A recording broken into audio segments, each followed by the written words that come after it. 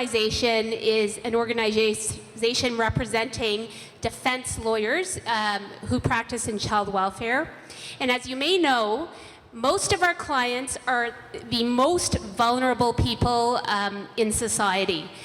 Almost all of our clients depend on legal aid, and a lack of legal aid funding has been found to contribute to massive miscarriages of justice, such as you've probably heard, the mother risk fiasco. And so tonight, I have on my panel some esteemed non-clinic lawyers who will be telling us about how the cuts have impacted on the legal aid system and on their clients. Even prior to the funding cuts, the justice system was already overburdened and under-resourced.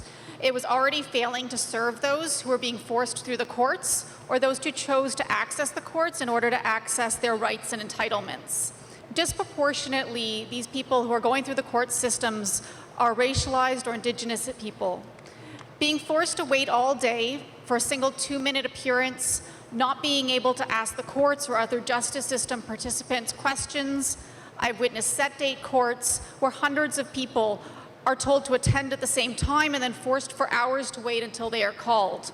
The system is not user-friendly. It is designed to be navigated by lawyers, but most do not have a lawyer. There is a fear that there will be more self-represented individuals with less access to justice, creating a two-tiered system of justice for those who can pay and for those who cannot. And in some courts, self-represented people will not have access to the same steps in the process. You can't take 30% out of the system that it's already underfunded and expect no impacts on the front lines. We are here today to speak about the current legal aid crisis as a result of the recent cuts imposed by the Ford government.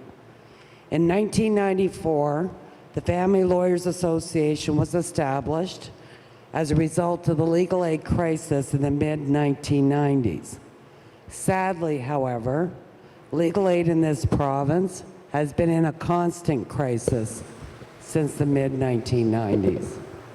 Those of us who have done this work for many years can predict the dire impact these cuts will have on the clients we serve and the justice system at large. A well-funded legal aid system is true access to justice. You're on your own to gather evidence to prove your case, and you go to your hearing by yourself. Legal aid was also used to appeal a negative refugee decision. That's gone too. And if you don't appeal, you're in line for deportation. Legal aid to fight deportation? Gone. Shame. Humanitarian applications, where children's rights are often at stake? Gone. Pre-removal risk assessments, a safety valve meant to save people from deportation when they face harm, gone. Sponsorship appeals, gone. Long-term permanent residents, people who came here as young children who need to appeal if immigration strips them of their status, gone.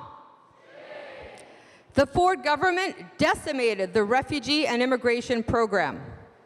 The legal aid cuts help no one, but they hurt everyone. Both levels of government must come together to find a solution. Meanwhile, the federal government must step up and provide emergency funding. The time to resolve this crisis is now. Thank you.